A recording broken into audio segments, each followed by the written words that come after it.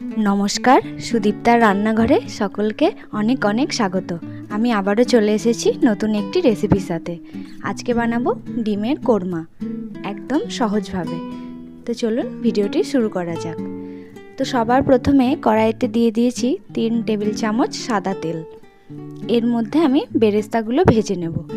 বেরেস্তাটা যখন ভাজবেন তখন কিন্তু গ্যাসের ফ্লেমটা লোতে রাখবেন। তো দেখুন পেঁয়াজগুলো দিয়ে দিয়েছি, এবার এটাকে আমি ভেজে নেব। তো বেরেস্তা পুরো রেডি, এবার এটাকে আমি তুলে নেব। এখানে আমি 3টে ডিম নিয়েছি সিদ্ধ করা। ডিমটাতে হালকা লবণ আর হলুদ মাখিয়ে একটু ভেজে নেব।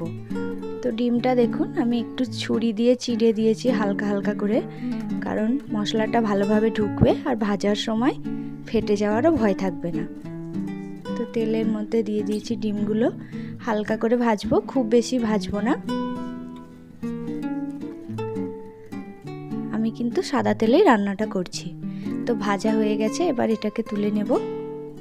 তুলে নিয়ে বেঁচে যাওয়া তেলের মধ্যেই দিয়ে দেব 2টো এলাচ, কয়েকটা সাদা গোলমরিচ আর একটু জিরে।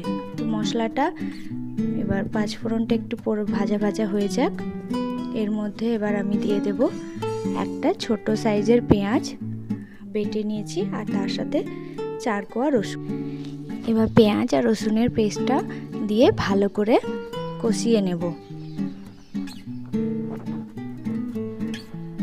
মশলাটা একটু কষানো হয়ে গেছে, এবার এর মধ্যে দিয়ে দেব 1/2 টেবিল স্পুন আদা বাটা আর 1/2 টেবিল স্পুন জিরে বাটা।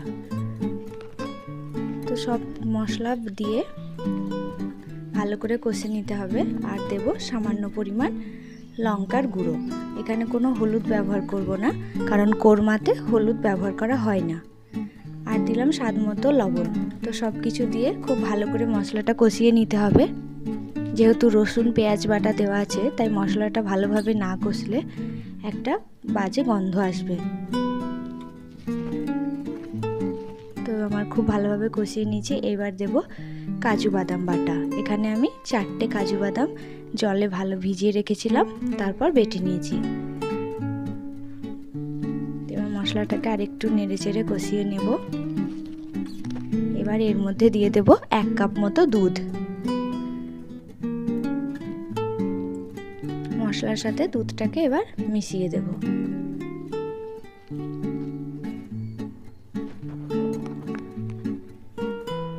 এবার দিয়ে দেব ভেজে রাখা ডিমগুলো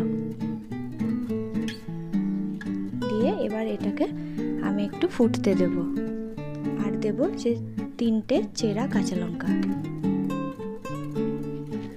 তো সব কিছু দেওয়া হয়ে গেছে, এবার এটাকে একটু ফুটতে দেব। আর উপর দিয়ে ছড়িয়ে দেব বেরেস্তাগুলো। তো বেরেস্তাগুলো ছড়িয়ে দেওয়ার পর আমি গ্যাসের ফ্লেমটা মিডিয়ামে রেখে এটাকে ঢাকা দিয়ে একটু রেখে দেব। তো 5 মিনিট পর আমি ঢাকা খুলে নিয়েছি। তো এটা পুরো হয়েই এসছে। এবার এর মধ্যে দিলাম সামান্য চিনি, গরম মশলা আর 1 চামচ ঘি। ঘিটা অবশ্যই দেবেন, কোরমাতে ঘি না দিলে ভালো লাগবে না খেতে। তো সব কিছু দিয়ে এবার একটু ভালো করে মিশিয়ে নেব নেড়ে চেড়ে। তো দেখলেন তো কি সহজেই তাড়াতাড়ি কোরমা তৈরি হয়ে গেল। আর এটি রুটি, লুচি, পরোটা বা নান যাই বলুন সব কিছুর সাথে খেতে খুব ভালো লাগে। তো এটা আমার পুরো রেডি, এবার এটাকে নামিয়ে নেব। তো ভিডিওটি কেমন লাগলো জানাবেন। ভিডিওটিতে লাইক কমেন্ট শেয়ার করবেন। চ্যানেলটিকে সাবস্ক্রাইব করার অনুরোধ রইল। দেখা হবে অন্য আরেকটি ভিডিওতে। ভালো থাকবেন, সুস্থ থাকবেন, সাবধানে থাকবেন। ধন্যবাদ।